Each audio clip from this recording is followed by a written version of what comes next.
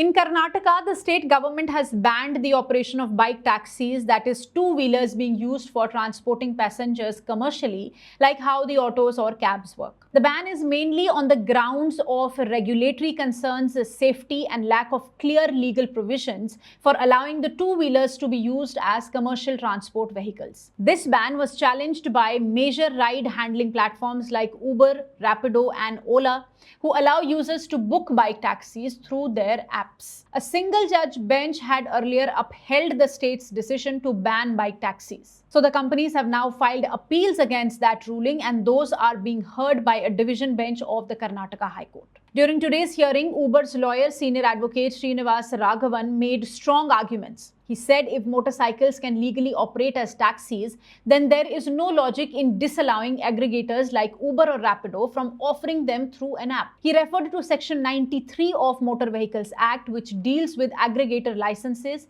and said that it does not exclude two-wheelers. He also pointed out that the now cancelled e-bike policy earlier allowed electric bikes to be used commercially, so the state had accepted this mode of transport before. He argued that no formal government policy was passed banning bike taxis. The state only relied on a committee report, which he claimed is not a valid legal basis for such a decision. Blocking bike taxis harms consumers, he said, as these services help in last-mile connectivity, reduce traffic, and are a convenient and affordable option. The High Court, meanwhile, asked some key questions, like whether a yellow board is required for individual bike taxis and whether electric vehicles with green number plates need permits. The council replied that e-bikes are exempt from permit requirements. Let me tell you here for your information that under the Motor Vehicles Act 1988, vehicles used for commercial purposes are supposed to have a commercial or yellow board registration and a transport permit. Most two-wheelers used by bike taxi drivers are privately registered, that is, have white board,